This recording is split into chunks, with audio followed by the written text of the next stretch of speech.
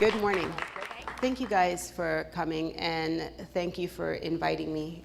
When I went to the first Creative Morning, I went because a friend, Jeff, invited me, and I'm like, what's this? Just the words creative and morning in the same sentence. I'm like, I want to go to that. I'm definitely going to that. And then I found out, oh, it seems exclusive.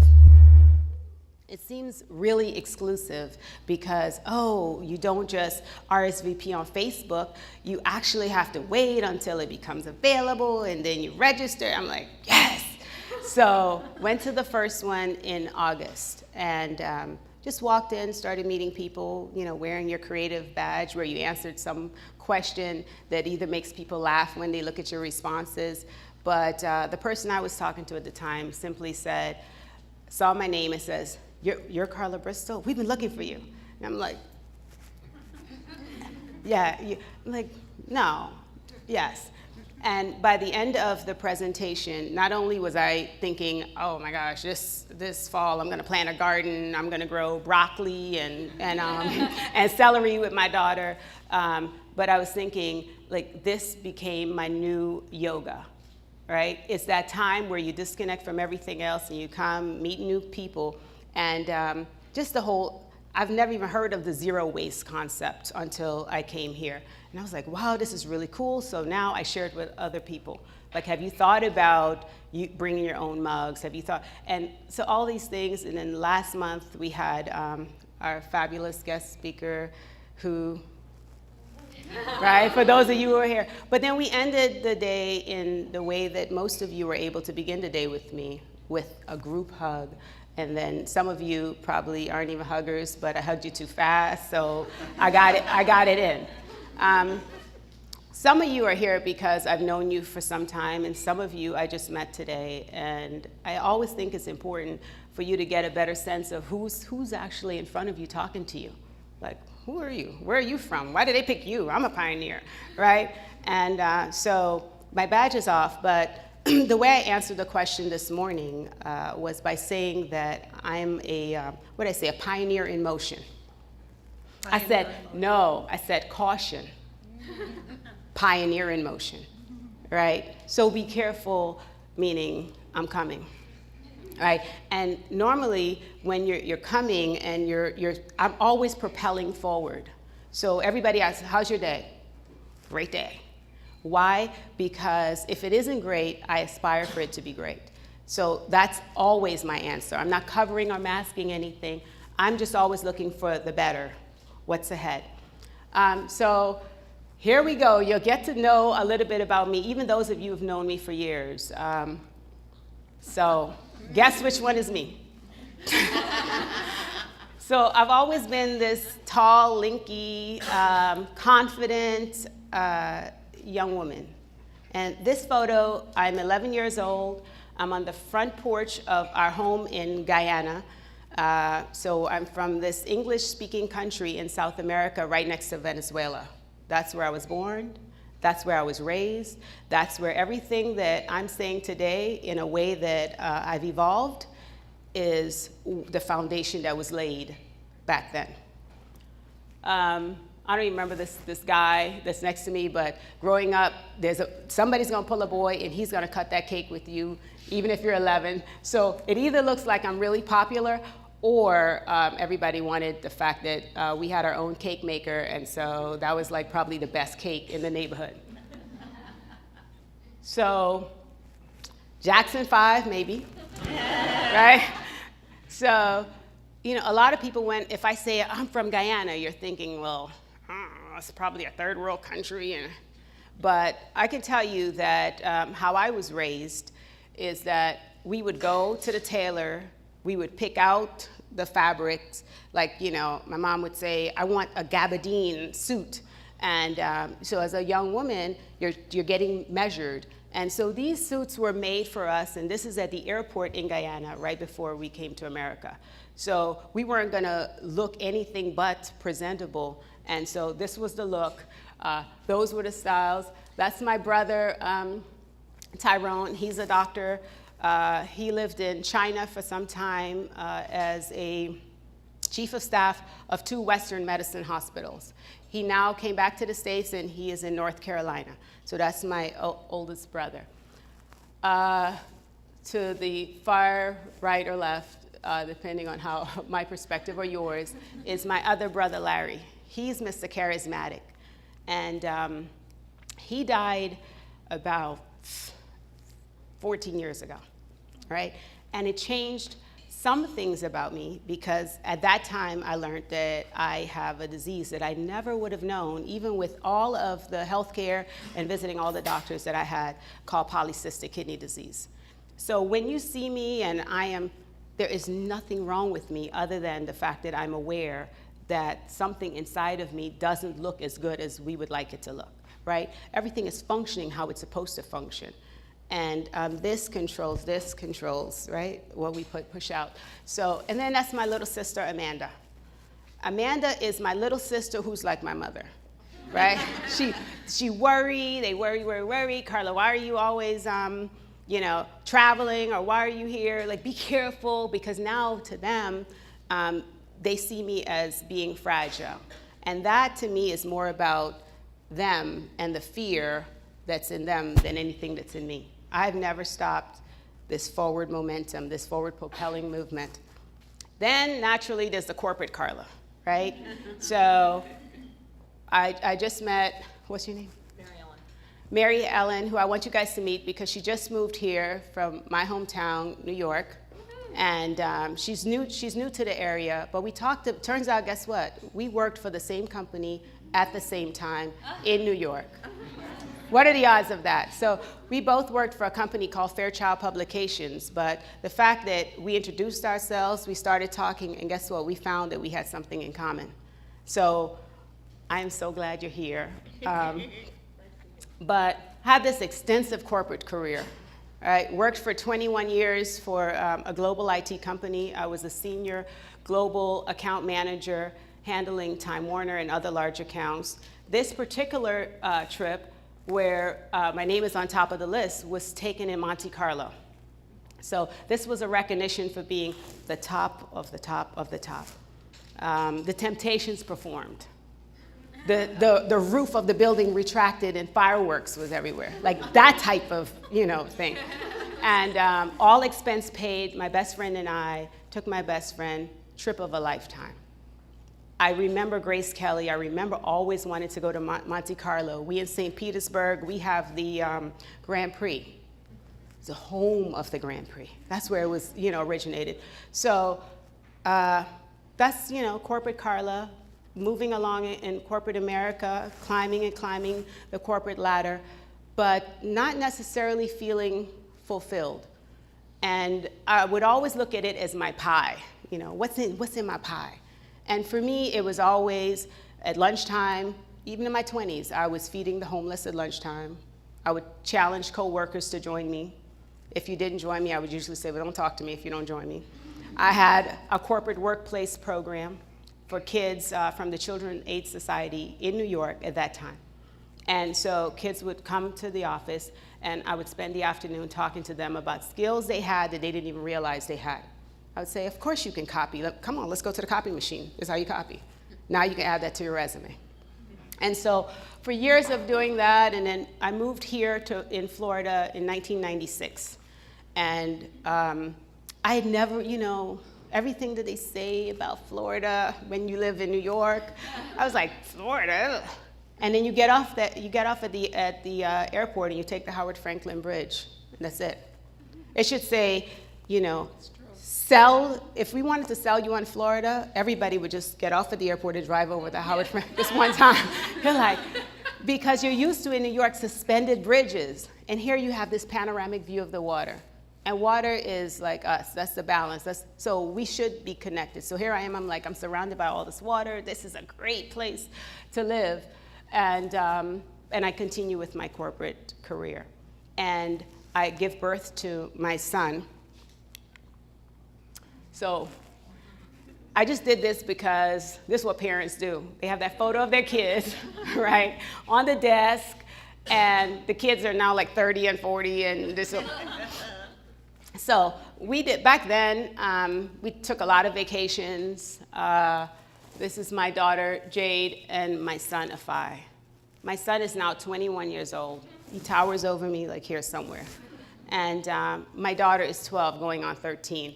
And today, some of you, I shared a story how my daughter said, what? You're talking about pioneer. Mom, you should be talking about the fact that your grandfather, he was Portuguese, and your grandmother was from Sinai, India, and how, you know, they came together and everybody can come together.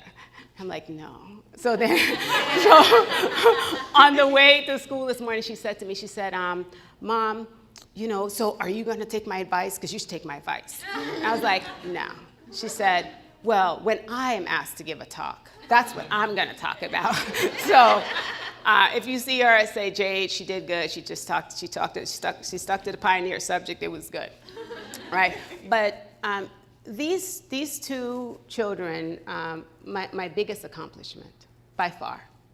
I remember being in my late 20s, early 30s, and saying to myself, if you see me, one of the things I want you to know about me, aside from everything else, aside from I'm a hugger, is that I'm a mother.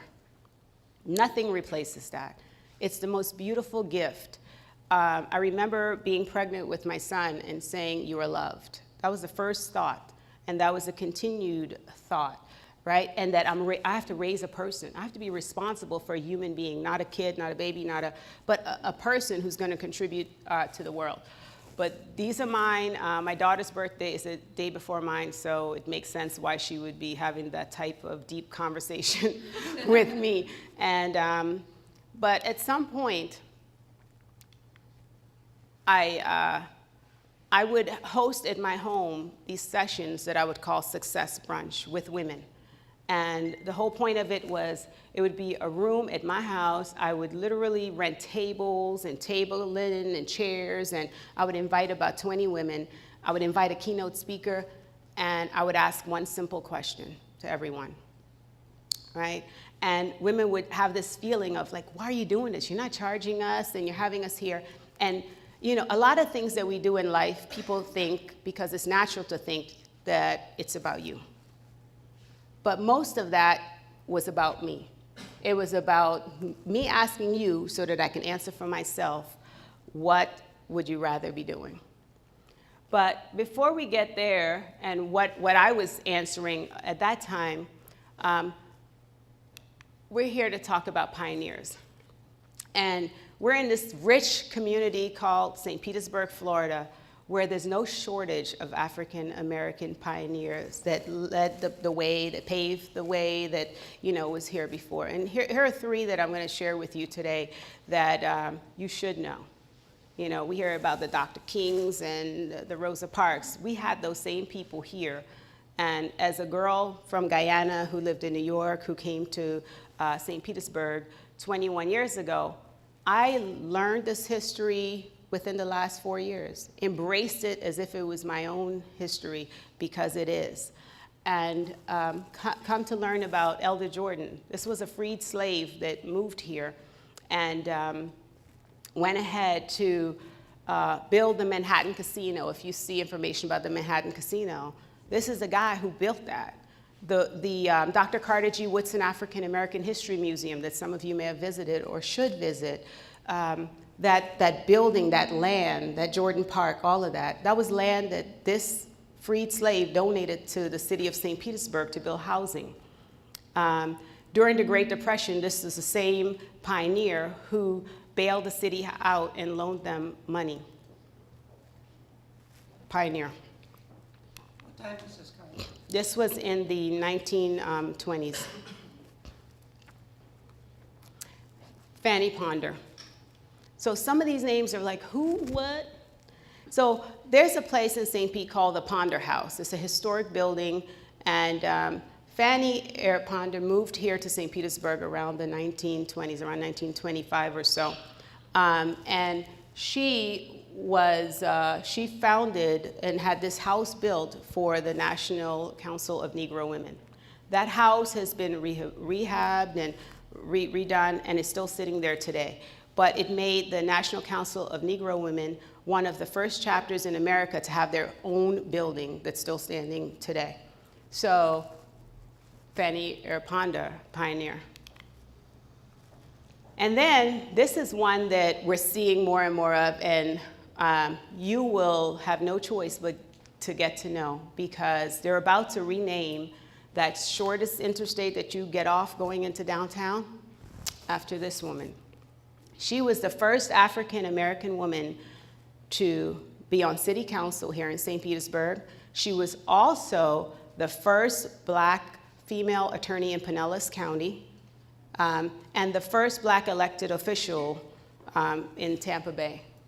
So Seabeth Wimbush, pretty soon you'll see that that interstate, that short span, is named after her. So she's a pioneer, and Senator Darrell Roussan is the one that fought for that and is doing that. Then there's me. You know, Carla Bristol, the 11-year-old that moved from Guyana because my parents moved to New York, to Brooklyn. I shared with somebody earlier that Bob Devin Jones had a scone, and it turns out it was a guava scone. I love guava. And I talked about things like fruits like guinep and all this other stuff that I grew up having all the time, and that was no longer available to me. So I wasn't even caring about the fact that now it's cold and I come from a warmer climate or any of that. The difference in the accent and people picking on me, I missed all the fruits, right? But then, even though I talked about my pie, and part of my pie was always based in community, and I talked about hosting women to my home and talking about what would you rather be doing, it came time for me about 4 years ago when the Dr. Carter G. Woodson African American History Museum was being threatened to be acquired by the local college. And even though I'm in my corporate world, I'm constantly in South St. Pete saying to the community and saying to leaders, this is not what should happen. If this happens, the kids in this community, while we're building this rich arts community, will not have access to the arts. And sometimes when you think someone else will do it, sometimes just look, you're the someone else. So in this case, when I looked at, yes, I'm fighting, and this building, what can I do? So I did what I had control over. I kept fighting, and then I decided to open a space, a dream deferred, the what would I rather be doing? And it looked like art, but it feels like community. It feels like the hug you got today. That was the space that's Gallery 909, a space where every kid in the community can walk in, sit down, not have to even be concerned about the fact that they're in a building and a space that had expensive art, but that this, in my mind, I wanted that to be the norm for every child in this community. In my mind, it was kind of almost like a little boastful thing of wanting them to one day, seeing these young kids at 20 and 21 downtown walking into galleries, and somebody saying, or making them feel any way different, and them looking at you and saying, we grew up with a fine art gallery in our neighborhood, That led to being the founder of the Black Arts and Film Festival. Because again, the first part was, where are the black artists? And I would always get asked a question is, how do you find all these artists? And then, Bob would say something like, it's like good fried chicken. They find you, right? So not just local artists, national and international artists would come. The closing reception was for an artist from Bangladesh, right? In the south side of St. Petersburg community that's so rich with history. Side note, if you've never taken a tour of the African American Heritage Trail, you should. It's one of the best documented African American history trails in the country, and it's right here in our city. So that was me, taking what I call a pause, extending myself to open up this physical space that where I said there's something about the walls, and you realize that it's not the walls, it's the you inside the walls, right? So it's each of us. What if today I posted this question on Facebook, I don't know, a couple of weeks ago, what would you rather be doing? And some people took it like, oh, I'd rather be sleeping. I'd need to go back to bed. But no, this is that pause you take in life to ask yourself, I'm doing this, but my inner yearning, my joy, some people call it purpose, some people call it gift. What is your gift, right? What is your joy? And is that what you're doing today? So I just challenge you at some point today, ask yourself that question, ask it tomorrow, and see what answer you get. Maybe you're doing exactly what you ought to be doing. Maybe you've taken that step in that direction, but this is a good question to ask. And then in terms of not just what would you rather be doing, but what is the impact of what you'd rather be doing? So for me, it was the best measure of this joy, right? My love for community, my love for people, my love for the youth, my love for the elderly, taking that and marrying it with my love for the arts, and then turning it into the better good for my community and my larger community. So always think about not just what would you rather be doing, but what is the impact? We're here for a reason. This is not something that's, some of us don't ever find this out in terms of now that we have, I was telling somebody this today, like you have Google Maps, right? So normally I say, here's where we're going, and back in the day, we'd have to figure it out. How do you get from point A to point B? But now we all pull up the same and we get the same direction, so we're either misguided together, right? Or we get to end up where we're going. Because if there's a little shift and the satellite didn't update and you didn't, right? But no one knows your path better than you know it yourself. So I want you to acknowledge that for yourself, that your path is your path, is your path, is your path. And my path is my path, is my path. And I tell people that no one could take that from you, right? Now, what could happen is your path could be leading you this way and you ignore it and you keep going this way, right? Or you're not answering that. But it's gonna keep calling you, and eventually you may. And some might do it earlier, some might do it later, but you'll eventually get there. But, understand what your path is. And then at that time when you've earned the right to do it, this is really important, because when you open up a business, whether it's a physical space or you're just really doing you. And then in the process of doing you, you end up being impactful to others. But when I say leap, at some point, you're gonna have to, in my case, break free from the baby bottle. That's what I call corporate America, right? When you're used to that 6-figure salary, you could travel all over the world. That's a baby bottle.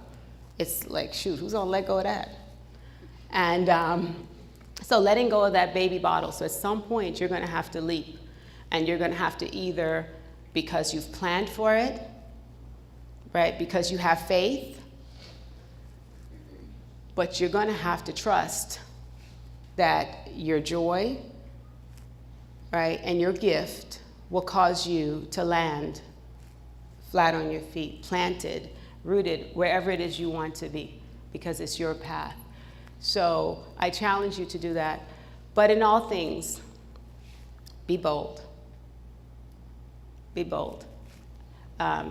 You see me today, like this is as natural as it gets, right? I didn't come out here today in my corporate suit, because that's one of me, right?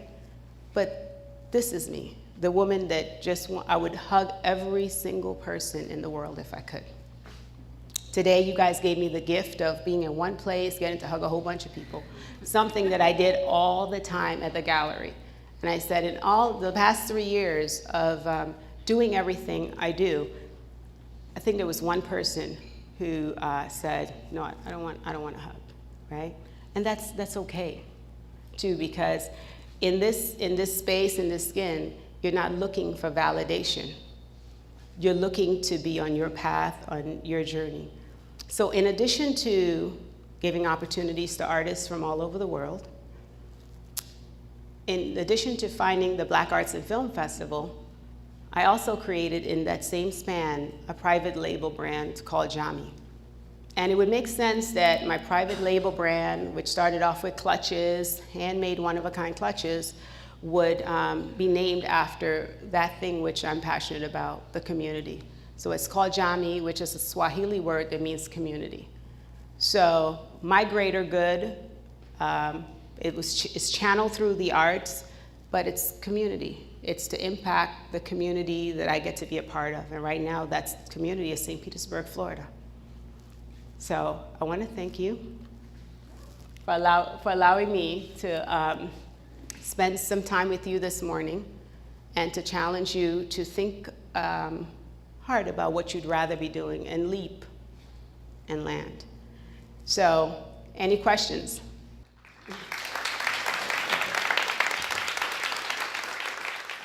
Was there ever a moment when you had doubt? And if so, what did you do to overcome that? Like a doubt in where you were headed or the direction you were going in? No.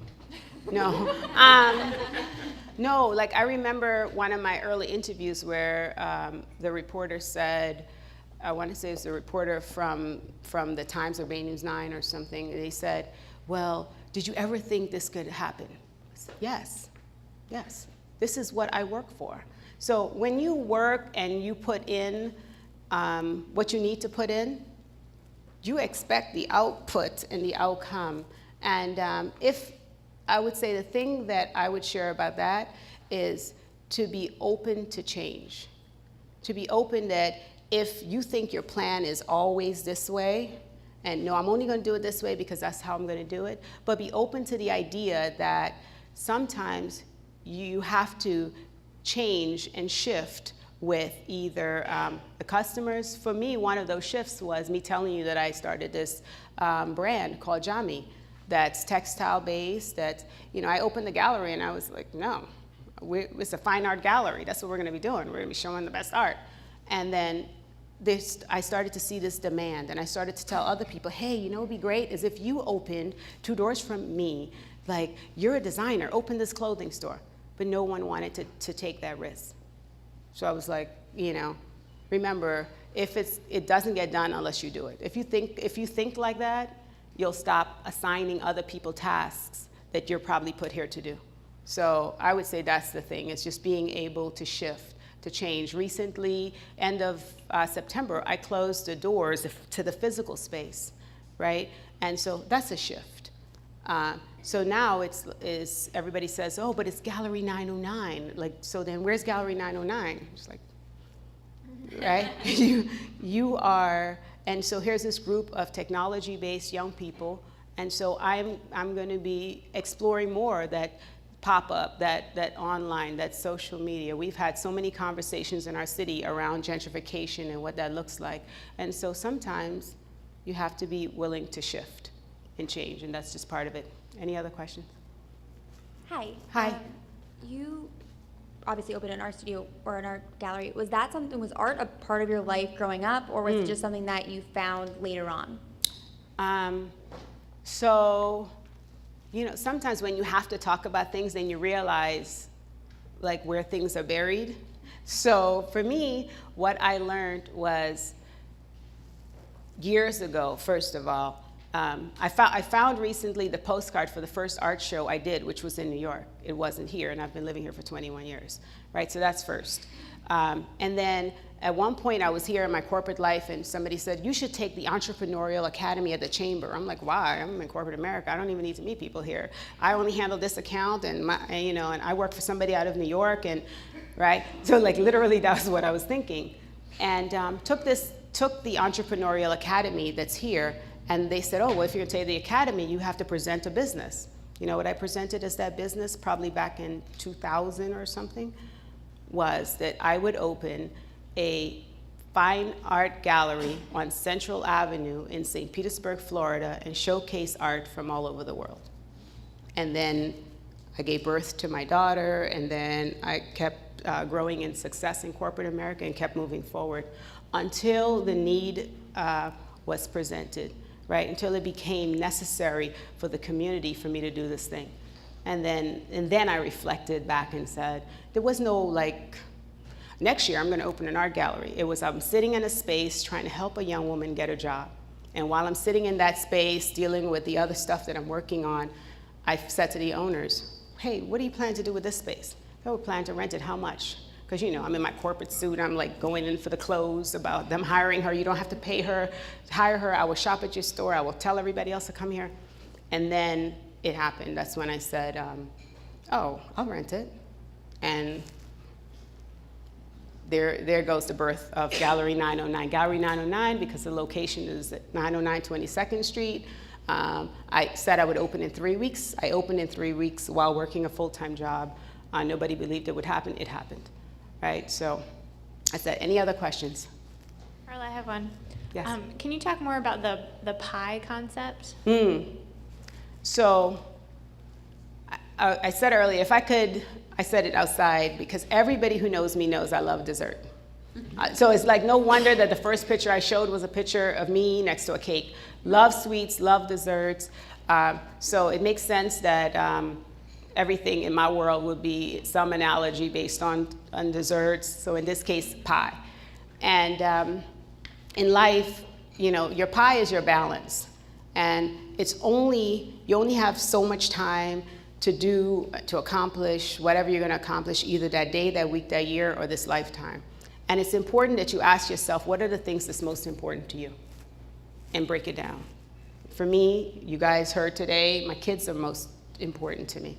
So that's family, right? It's important to me to have some sense of being centered. That might be spiritual, that's, your health, your well-being, that's part of my pie. Community is part of my pie. And because we live in North America, where we live, you gotta be able to sustain whatever lifestyle it is that's important to you. So you're gonna have but when your work becomes this much of your pie, your family becomes this much of your pie, or for me, because I'm left-handed, my creative side, it has to be there. So I have to have room for the creativity, which helps to refuel me, to be better for my family, to be better for whatever work it is I'm doing in the community or wherever.